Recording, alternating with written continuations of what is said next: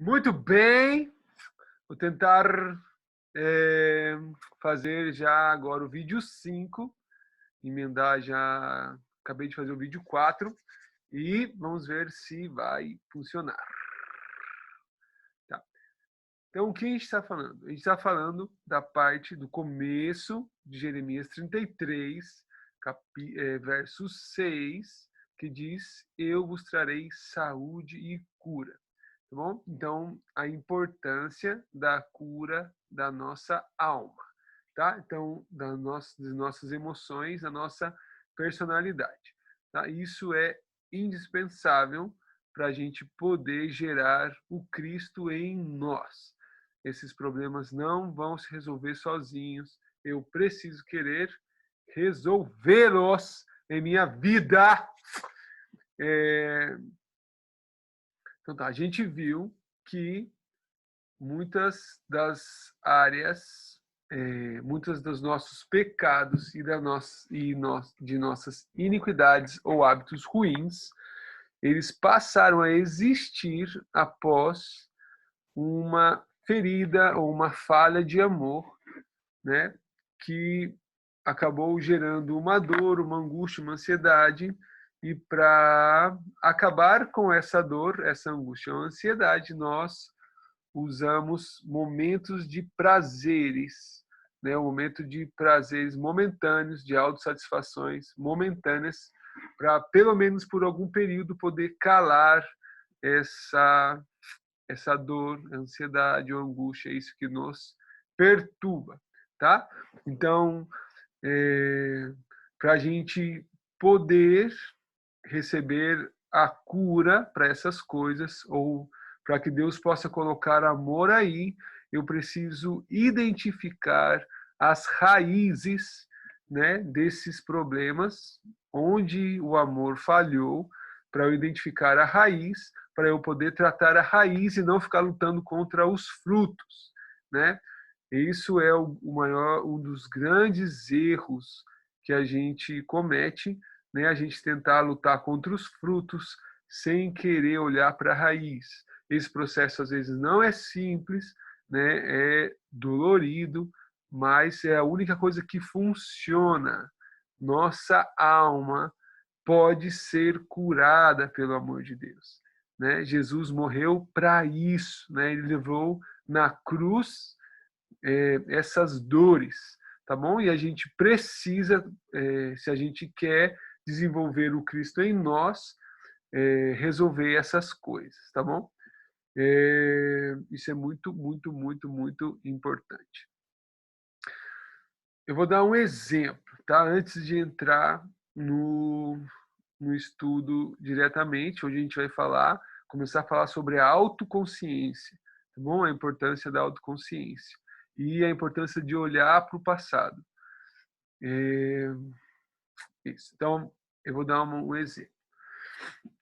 Muito tempo atrás, mais ou menos em 2008, eu acho, não é muito tempo, né? Mas em 2008, eu e Priscila, a gente ainda não tinha, nós não tínhamos filhos, e a gente viajava em alguns lugares para dar seminários de missões, falar sobre missões, né, incentivar as pessoas a fazerem missões e também ensinar já algumas coisas que a gente tinha aprendido na área de discipulado. E eu me acordo que cada vez que eu chegava num lugar novo, eu sentia uma, uma ansiedade grande, né? E eu tinha essa sensação de que eu não tinha nada a oferecer, né? Que na verdade era uma sensação de insuficiente, que eu não era suficiente, que eu não podia fazer aquilo que eu estava fazendo, né? Ninguém ia querer o que eu tinha para oferecer, não era útil para ninguém, né? Que ninguém ia se interessar pelo que eu tinha para ensinar e blá blá blá. Então tinha essas crises, né? Todas essas coisas que toda vez que eu chegava num ambiente novo, onde ninguém me conhecia, onde eu ainda não tinha relacionamento, eu sentia toda essa carga emocional, tá? E isso era muito comum e acontecia sempre, todas as vezes que a gente chegava num lugar novo. em determinado viagem que a gente fez, todas as emoções vieram e eu comecei a ficar incomodado com isso, que eu percebi que era uma emoção contínua, uma situação contínua. Então, as emoções são um indicativo, ou as más emoções, ou as emoções perturbadoras, são um indicativo de que existe alguma coisa que está fora do lugar, alguma ferida, alguma coisa da nossa personalidade que não está alinhada com o desenho de Deus para a gente. Então eu fui orar, é uma boa ideia, viu? Quando você sente assim. Então eu fui orar para tentar saber por que eu me sentia inapropriado cada vez que eu chegava num lugar diferente. Então eu lembro que eu fui para o quarto, fiquei lá um tempo, estava ajoelhado assim num cantinho e comecei a orar e perguntar para Deus por quê, tá?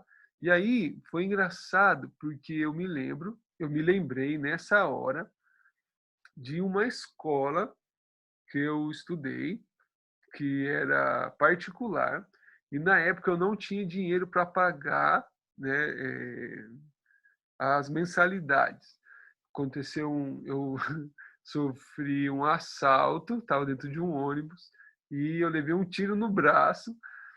E aí eu não tinha como trabalhar para ter o dinheiro para pagar a mensalidade. Eu acabei ficando com 2 meses atrasado de mensalidade, né, para o curso pré-vestibular. Então o que acontecia? Se você, a partir do momento que você tinha 2 ou 3, não lembro, acho que foi 2 mensalidades ou 3 atrasadas, você já não podia mais receber o material didático do ano, né? E eles não podiam te impedir de ir nas aulas, mas você não podia receber material novo, né? Então, eu lembro dessa época tinha um professor lá chamado Sávio, né? Talvez nem podia falar o nome dele, mas ele bom, eles de alguma forma eles facilitaram o material antigo para mim, né, para eu poder continuar fazendo o curso do ano anterior. Não tinha muita diferença, mas era como não era engraçado estar nessa situação de devedor, mas de alguma forma depender desse curso para o que vinha, o que eu pensava que era muito importante para o futuro. Então, para mim, não ir nesse curso não era uma possibilidade, é como era eu dependia de estar aí para garantir o meu futuro. Então, eu me expus a essa situação de devedor durante alguns meses até eu conseguir voltar a trabalhar, né, e conseguir pagar a dívida. Mas durante esses meses, estar exposto a isso, a essa humilhação, vamos colocar assim, não foi fácil para mim. Então eu tinha essa necessidade de estar aí, né, porque era o que ia como possibilitar o meu futuro de fazer um vestibular né, e entrar numa universidade pública, então eu dependia disso. Mas ao mesmo tempo eu me sentia inapropriado porque foram alguns meses com a dívida e causando um desconforto geral, entende? Então, isso gerou em mim esse sentimento de inapropriado, tá? Durante esses meses. E isso ficou registrado na minha personalidade, né? E foi para o meu inconsciente, tá? Então, quando eu fui orar, eu me lembrei do rosto da secretária dessa escola. Entende por quê? Porque era o primeiro rosto que eu via todos os dias quando eu chegava lá. Né? Ela nunca me tratou mal, não aconteceu nada. Era uma pessoa muito legal, mas como que o rosto dela representava essa situação. Entende? Eu lembrei da situação e isso não é regressão, tá, gente? Eu estava consciente, eu estava orando, e é como o Espírito Santo me mostrando uma causa de um desconforto emocional, tá? De uma ferida, tá bom? Não é regressão, pelo amor de Deus. Então, nesse momento, eu lembrei. E aí o Espírito Santo de Deus, quando essa imagem veio à minha cabeça, ele disse o seguinte: acabou, acabou. Entende? Acabou. Então, nesse momento, um sentimento que estava guardado no meu inconsciente foi apagado, ou foi resolvido por uma verdade que o Espírito Santo estava revelando para mim naquele momento. Entende? Eu não tinha ideia de como tinha nascido isso. Talvez tivesse outras situações que como corroboraram ou potenciavam esse sentimento, que eu não sei, mas tudo se condensou nessa experiência, com esse rosto. E quando o Espírito Santo me disse que isso havia acabado, automaticamente essa memória traumática foi resolvida. Então eu sabia que já o motivo pelo qual essa emoção tinha base acabava de acabar, acabava de ser solucionado. E aí, a partir desse momento, por incrível que pareça, nunca mais eu me senti inapropriado. Entende? Nunca mais eu me senti ansioso estando em um lugar novo, nesse sentido de ser inapropriado. Claro que cada desafio que Deus ia fazendo, né, a gente sempre sente esse medinho, essa coisa que é até bom, né, para a gente, né, continuar, não perder o temor pelas coisas que a gente faz, né, o senso de responsabilidade pelo que a gente faz, mas eu nunca mais me senti inapropriado, entende? Então, não é regressão, não é mágica, não é nada. É o Espírito Santo revelando uma verdade, tá? E curando uma ferida, ou curando uma mentira, ou curando alguma coisa que foi incorporada no passado. Entende? Então, isso funciona como é uma área que está resolvida, né, pelo Espírito Santo. Tá bom? Dá para entender isso? Então, qual é o segredinho? Toda vez que eu sinto um desconforto, uma emoção, uma ansiedade, qualquer coisa assim, né, que é contínuo, isso tem um fio, tem um hilo, um fio condutor que vai nos levar à causa, tá? E se eu ponho atenção nisso e deixo o Espírito Santo me levar até nesse lugar, tá? E ver o que de verdade ele tem para falar desse ponto mal resolvido, então possivelmente isso vai ser uma área que vai ser curada na nossa vida, tá bom?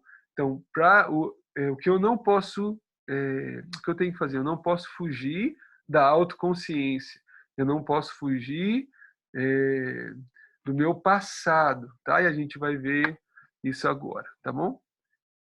Deu para entender? Amém, igreja! Vamos lá. Deixa eu compartilhar aqui.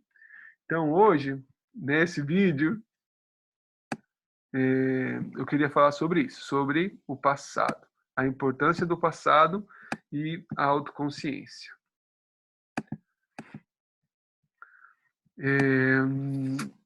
A autoconsciência, eu acredito que é a base fundamental, a consciência, né? A autoconsciência.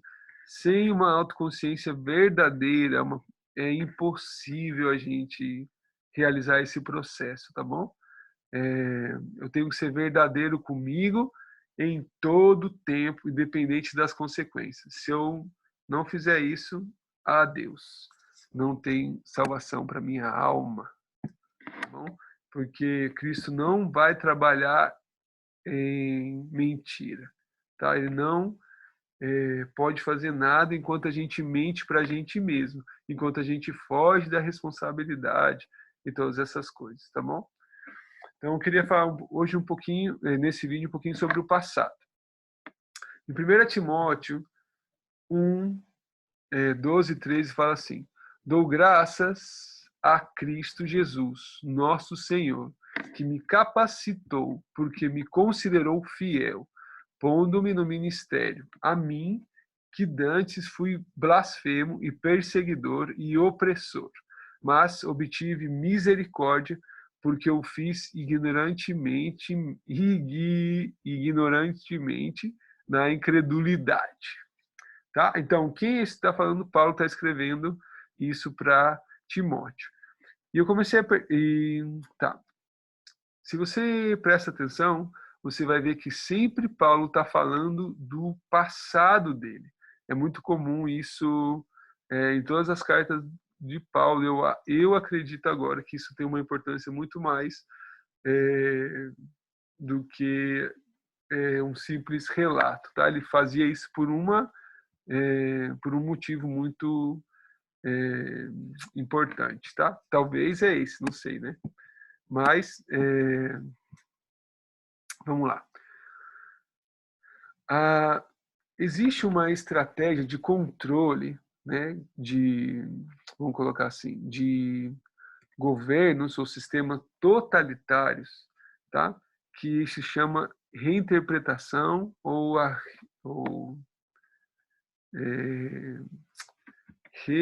ou reescrever a história, tá, ou reinterpretar a história. Então, isso é uma ferramenta comum, tá, em alguns meios ou sistemas totalitários, tá? É um meio de manipulação, de controle. Por quê?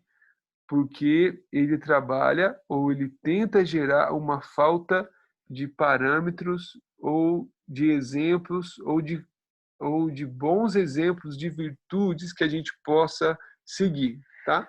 Porque isso gera para nós gera em nós esperança, gera em nós parâmetros, exemplos e coisas assim. Então, quando você reinterpreta a história, qual que é o mecanismo? Você conta a história e você vai tirando as virtudes da história e você vai relativizando os motivos pelos quais as pessoas fizeram as coisas. Então, por exemplo, você tem um herói nacional, tá? Que é um herói de guerra, tá? Então você começa a afirmar coisas sobre ele e como reinterpretar suas intenções, o porquê ele fazia o que fez, tá? Então, sei lá, ele fez por dinheiro, ele fez por não sei o quê, ele fez porque ele tinha uma amante.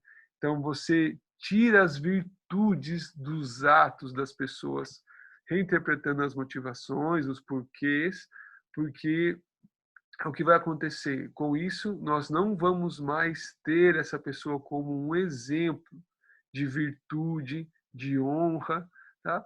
Então, eles vão fazendo isso com várias pessoas, né? Com vários personagens históricos, né? E eles vão dissolvendo a identidade nacional de um país. Tá? E um povo sem identidade, a gente já sabe, quando a gente não tem identidade, a gente é levado onde o nosso doutrinador ou nosso controlador quer de uma maneira muito mais fácil. Né? Então, no ambiente nacional, regimes totalitários, quando assumem o poder ou quando querem assumir um poder de um país, então uma das coisas que eles precisam fazer é acabar com a identidade nacional, tá? Com a unidade nacional, porque aí é muito mais fácil deles controlar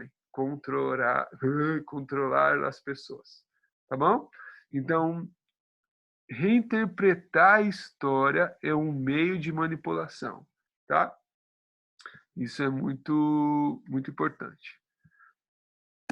Então, outro dia eu estava lendo um livro, o livro 1984, e o personagem principal, ele trabalha no registro, como assim, no registro histórico do partido, né?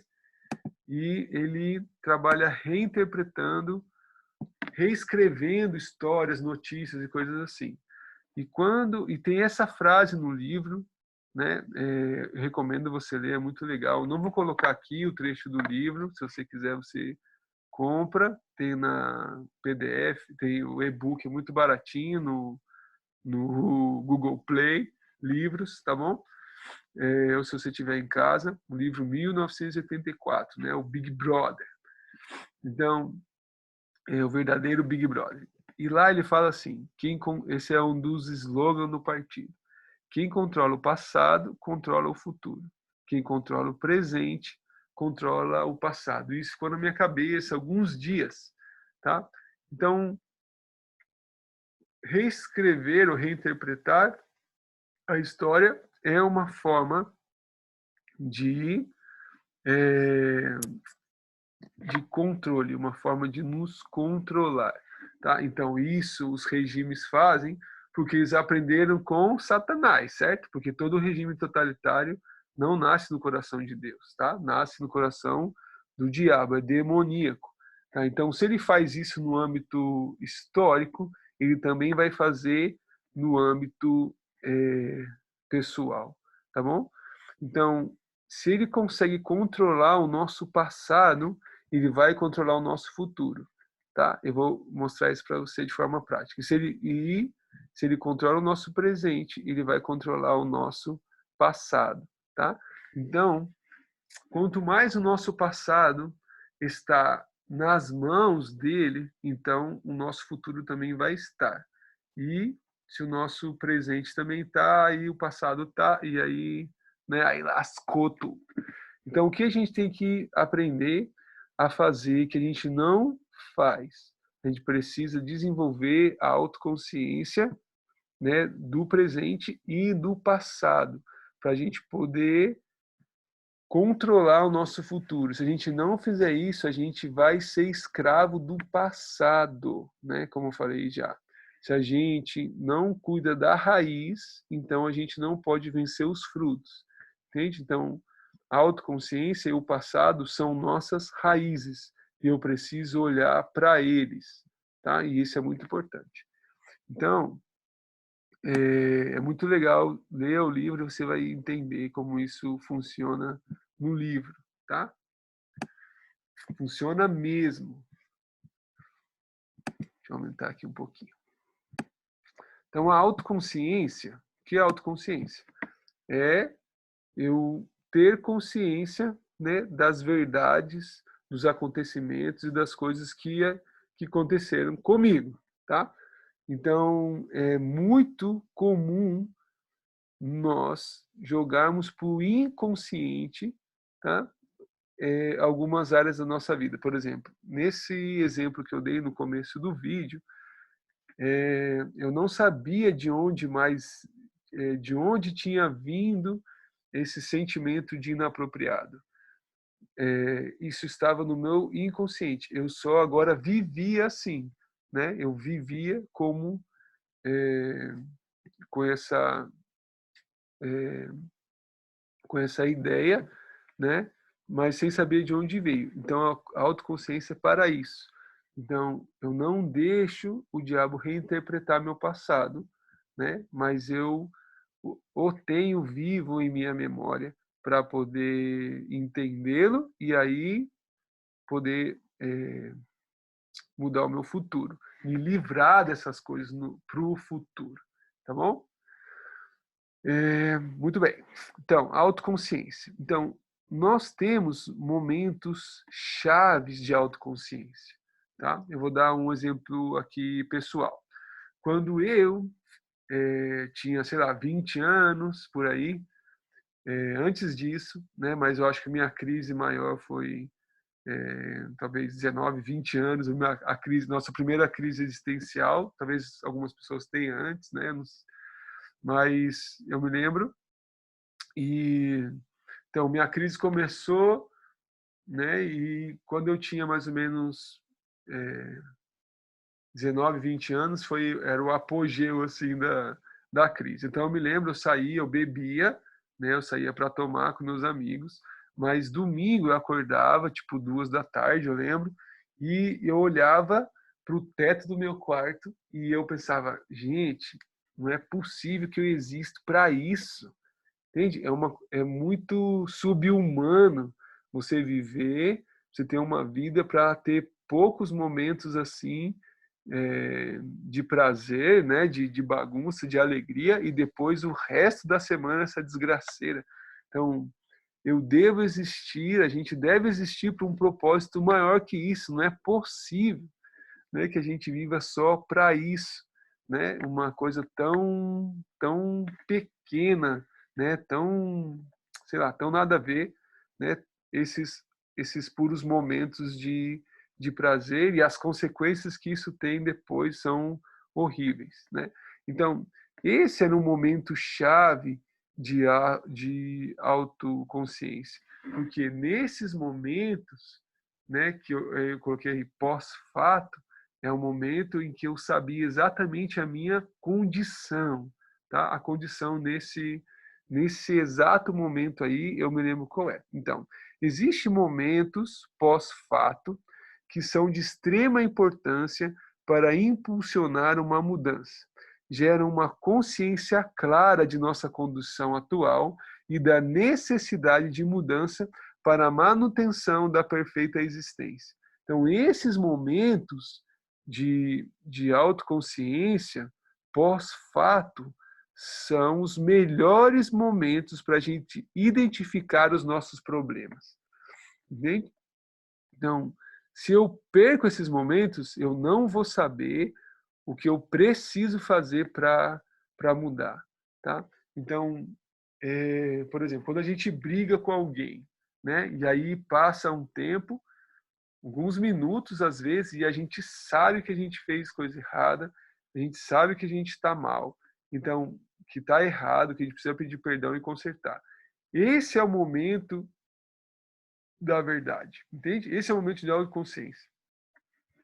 Então, esse momento eu não posso perder, entende? Esse momento precisa ficar gravado na nossa memória, tá? Por quê? Porque é ele que vai impulsionar a minha mudança, tá? Existem vergonhas que são extremamente importantes, tá? Porque se a gente esquecer essas vergonhas, então elas voltam a ser possibilidades para mim no futuro, né? Eu me lembro, por exemplo, quando eu tinha 22 anos, eu acho. Eu tinha 22 anos, eu saí um dia de noite, um sábado, e eu comecei a tomar pinga. Aconteceu umas coisas lá, eu fiquei bravo, triste e comecei a tomar. E eu lembro, era no em Pindamonhangaba, e eu depois que eu tinha tomado, acho, não lembro, acho que era a quarta dose, eu saí do bar e bateu o grau e eu não consegui mais andar. Aí eu encostei assim na porta do bar, um pouquinho do lado assim no muro, e fiquei aí. Aí eu vomitei, fiz aquela palhaçada, né, aí na rua. Nesse dia eu já estava na igreja, fazia alguns meses. Então aí eu tive um momento claro. Mesmo aí eu falei, gente, eu preciso mudar de vida, porque eu já vinha acumulando esses momentos, né, de olhar para o teto e saber que eu já existia para um propósito maior do que aquilo, né? Eu já estava na igreja, então Deus já começou a comunicar várias coisas comigo e eu já sabia que esse tipo de vida já não era mais, não tinha mais nada a ver mesmo com a minha nova realidade, né? Então, o que aconteceu?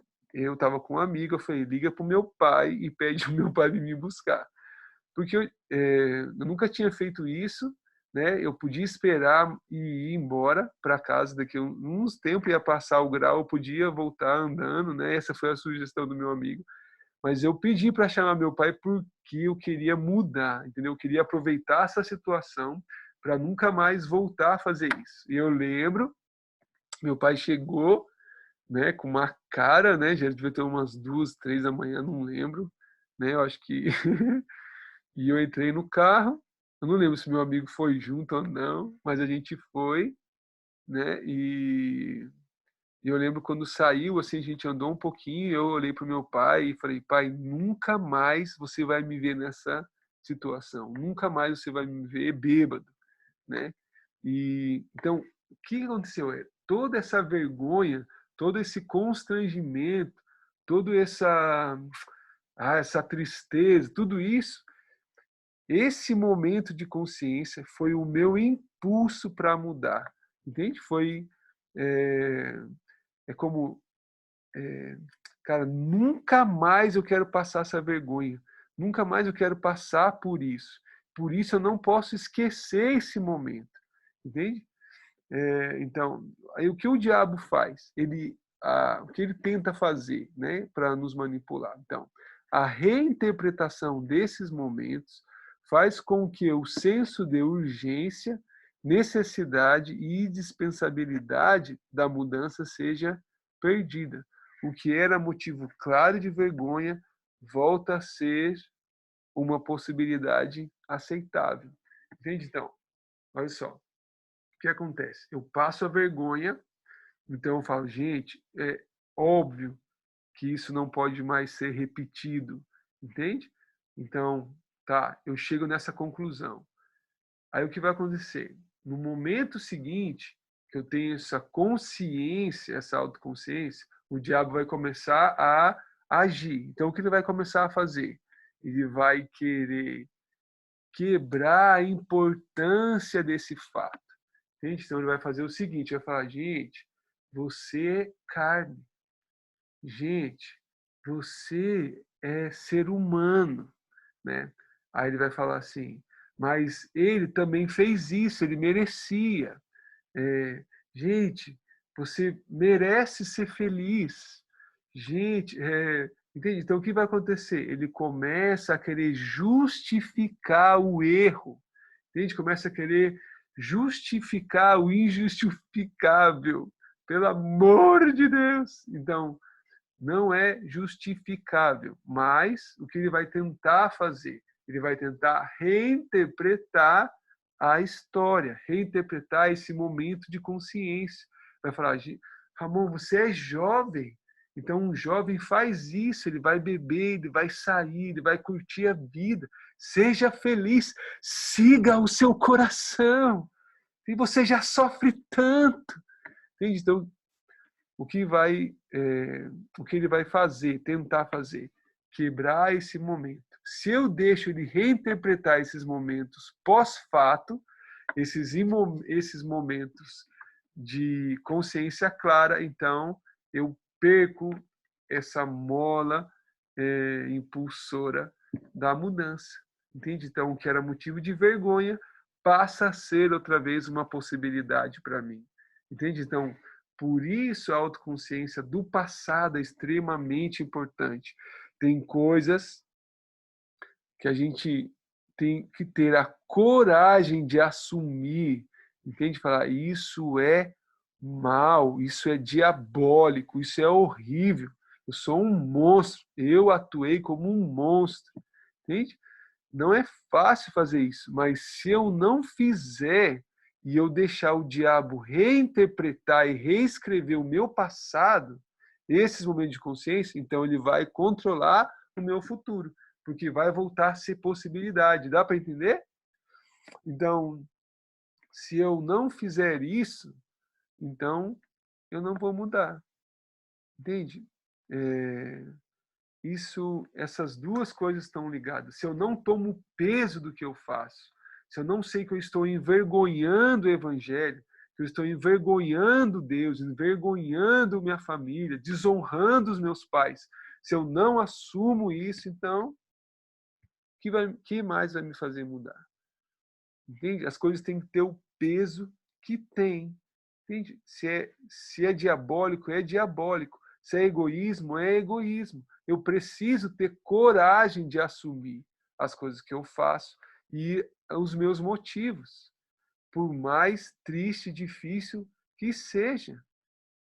Entende? Mas sem isso eu não vou mudar. Por que você acha que Paulo falava isso? Eu era blasfemo, né? Perseguidor, opressor. O que ele está fazendo? Ele não está rebaixando as coisas que ele fazia. Mas aí o que ele fala? Mas eu obtive misericórdia. Entende? Então, sem eu assumir isso, sem eu colocar tudo isso diante de Deus, eu não posso conhecer o amor e a fidelidade dele, a misericórdia dele. Entende? Porque é isso que vai dizer que vai acontecer. A gente põe todas as vergonhas diante dele. Ele vai falar: meu filho, ou Cristo morreu por isso. Então, vem para cá. Deixa eu cuidar de você. Entende? Se eu não faço isso, então eu não vou entender que o amor dele é incondicional. Eu vou querer conquistar isso com a minha boa imagem, entende? Mas não funciona assim, porque a gente sabe que é falso, entende? Nossa imagem de bonzinho é falsa, a gente sabe que a gente sabe as maldades que a gente pensa e do que a gente é capaz de fazer. Então vamos lá. A própria história como um lastro. Então, o lastro é importante. O que era o lastro? O lastro era qualquer matéria pesada colocada no fundo da embarcação, de uma embarcação, para dar-lhe equilíbrio, né? Então, você tem embarcação, você põe coisas pesadas embaixo, né? Porque ela vai ter mais equilíbrio. Sem esse lastro, então a embarcação era muito mais fácil para ela tombar, né? Sem um lastro, sem momentos claros de consciência, de exemplos, não mantemos um norte, um rumo, não temos equilíbrio para seguir o caminho proposto. Tá? Isso aqui é muito importante. Tá? Então, assim, o que o passado faz? Então, tem duas coisas aqui importantes. Uma, os exemplos servem para mostrar para a gente que é possível. Tá? Então, às vezes, o que acontece? Cristo é o nosso exemplo perfeito, né? Ele foi tentado em todas as coisas, ele amou o Pai acima de tudo, tal. A gente sabe muito bem de tudo que ele fez. Mas às vezes se conectar com Cristo é difícil, entende? Porque parece que ele é muito distante de nós. A gente às vezes tem dificuldade de ver ele como um homem, como a gente, né? Como um homem de carne e osso, como a gente é. Então, o que a gente faz? A gente, no princípio da nossa caminhada, a gente precisa de pessoas, de exemplos, que vão, de alguma forma, mostrar para a gente que é possível. Entende? Então, a gente vai ter, ó, essa pessoa conseguiu, então eu posso também conseguir.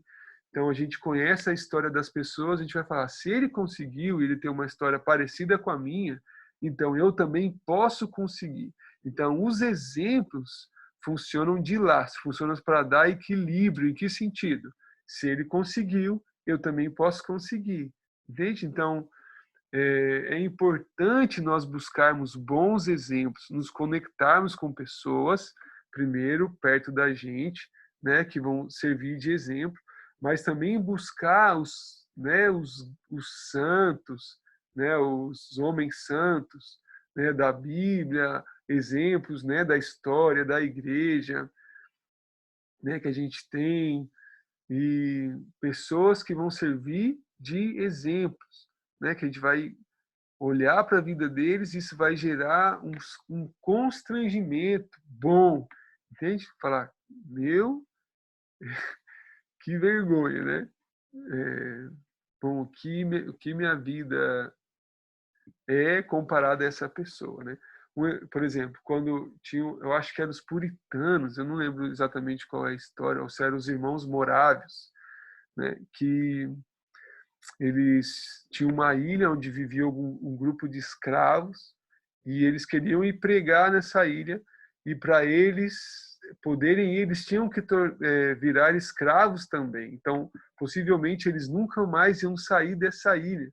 E eles foram para lá, né? E quando eles estavam no porto, né, para embarcar para o navio, sem saber se iam voltar, eles proclamaram assim que o Cordeiro receba, né, a recompensa do seu sacrifício, do seu penoso trabalho. Cara, quando eu li isso, eu falei, gente, eu sou nada comparado a esses caras, eu sou né, a, a mosquinha no cocô do bandido.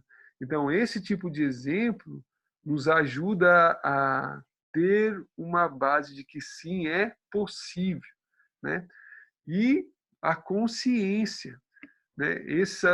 A consciência clara das vergonhas que a gente passou, no passado também vai dar equilíbrio, porque a gente sabe, equilíbrio em que sentido? A gente sabe para onde a gente não quer voltar, entendeu? A gente olha para a nossa vida, pensa nas coisas, como eu vivia nessa época, como eu fazia, eu penso, nunca mais eu quero voltar assim.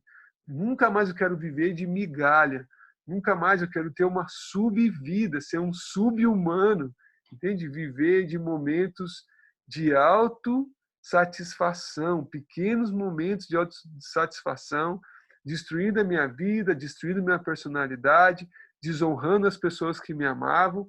Entende? Então, nunca mais eu quero viver isso. Entende?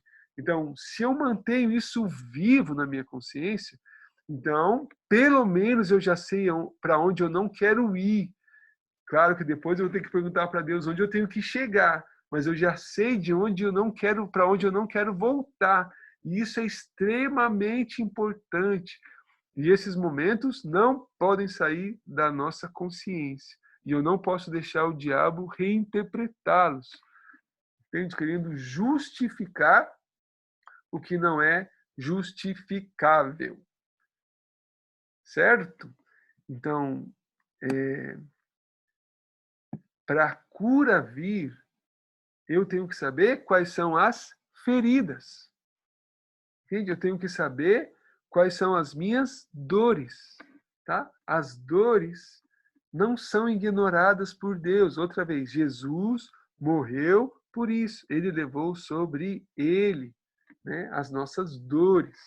Mas a gente precisa passar por esse processo de cicatrização. Não vai ser automático.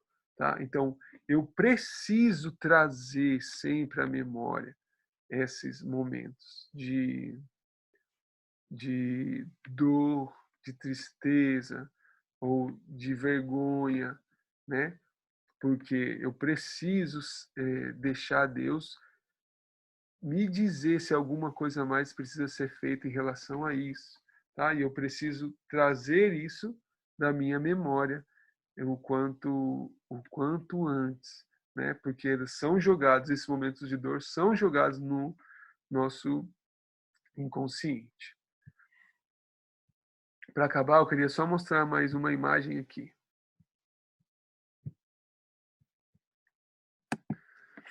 Outro dia eu estava orando e me veio essa imagem na mente.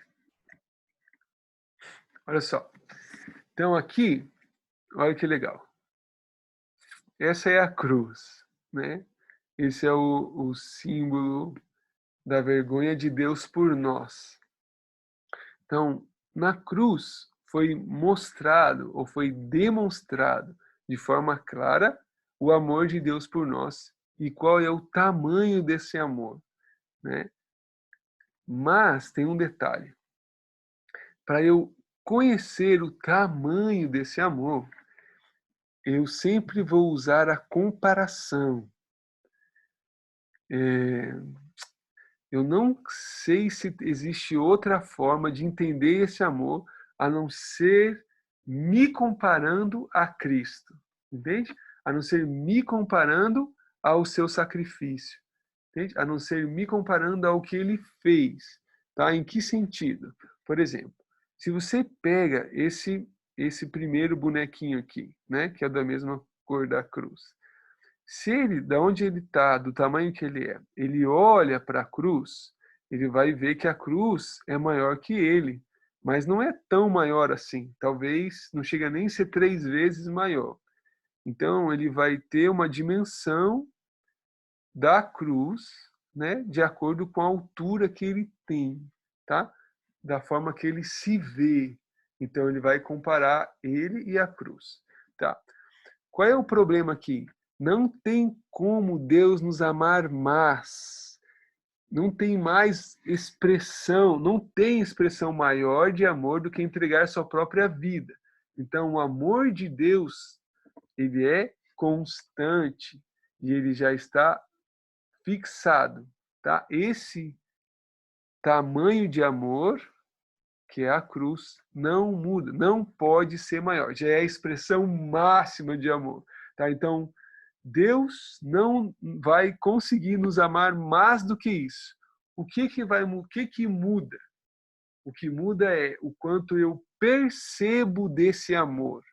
Então, o quanto eu percebo desse amor é o que muda, tá? Então, como eu vou perceber que esse amor é infinito, que é gigante, que é estratosférico, que é absurdo, à medida que eu diminuo. Olha esse bonequinho aqui, o segundo. Esse bonequinho já olha para a cruz e a cruz já é maior do que, né? A percepção da cruz já é maior. E esse ainda, né? E quando a gente vai chegando nesse último, esse já olha para a cruz e ele já percebe que é muito, mas muito maior do que ele mesmo. Entende? Então, o que a autoconsciência faz? O que assumir a verdade sobre nós faz? Ele faz com que nós tenhamos ou nos vejamos da dimensão verdadeira que somos pó. Somos pó. Quanto mais eu me aproximo do meu tamanho real, né? Vamos supor que um pó vai ser ainda menor do que esse último bonequinho. Eu vou poder olhar para a cruz e ver que ela é infinita. Porque eu vou vendo mesmo que eu não sou nada sem Cristo. Entende? Eu vou vendo do que eu sou capaz de fazer sem Ele e é triste. Entende? Então, todos esses momentos de consciência vão trazendo para mim a realidade e o meu orgulho tem que cair, tem que morrer, tem que ir diminuindo. Entende? Eu tenho que saber mesmo quem eu sou sem ele, o que eu sou capaz de fazer, como eu sou egoísta, como eu sou mesquinho, não sei, como eu sou atribulado, entende? Tudo isso eu preciso saber. Então, o que vai acontecendo? Quanto mais eu me vejo da maneira real, que eu sou pó, mais eu entendo que o amor dele é infinito. Por isso eu não preciso temer, por isso eu não preciso ter medo de assumir a verdade sobre mim. Por isso eu posso dizer, sem Cristo eu sou um lixo, ou eu sou, não sei, eu sou o cocô da mosca que está no cocô do cavalo do bandido. É isso que eu sou sem ele. E eu não tenho medo de admitir, porque quanto mais eu consigo assumir essa realidade sobre mim, mas eu vejo que o amor dele por mim na cruz de verdade é infinito, não tem fim e supera tudo isso, supera essa história triste, supera todas as desonras, todas as vergonhas, e eu posso dizer para ele sem medo: eis-me aqui. Oh, meu Deus, é muito lindo! Eu não posso perder essa oportunidade. Eu não posso deixar o diabo justificar o injustificável. Eu tenho que assumir, sim, é verdade.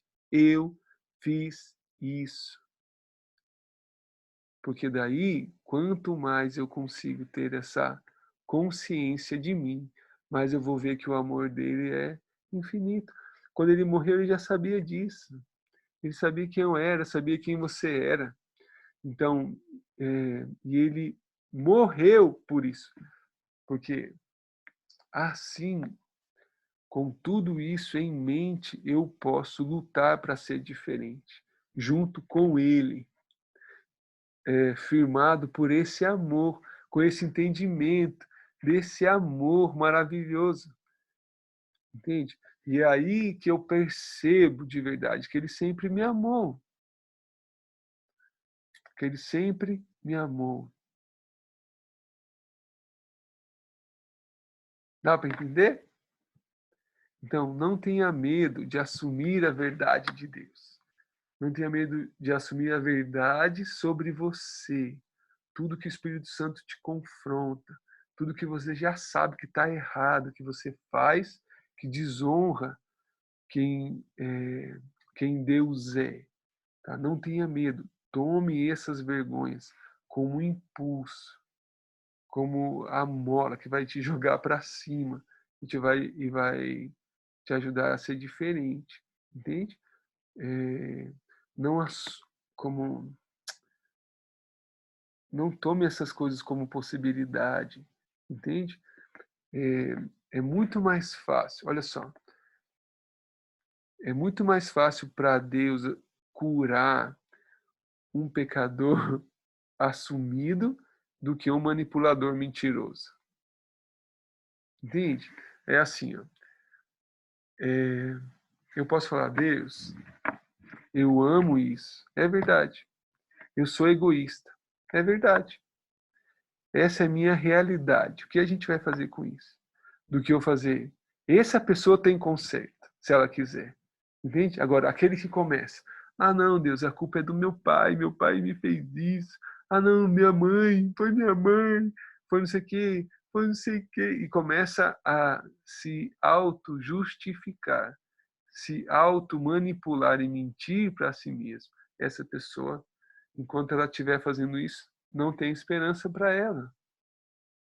Entende? Deus não pode atuar em nossas mentiras e manipulações. Ele só pode atuar na verdade. Enquanto não existe verdade, não há possibilidade de atuação de Deus. Tá? Deus não vai se mover sobre mentiras. Tá? Então, seja valente! Seja valente. Enfrente a verdade, assuma a verdade. Coloque isso diante de Deus. Não deixe o diabo reinterpretar a sua história, senão ele vai definir o seu futuro. Tá? Isso é muito, muito importante. E não é isso que a gente quer. Tá bom? Deus abençoe. Um abraço.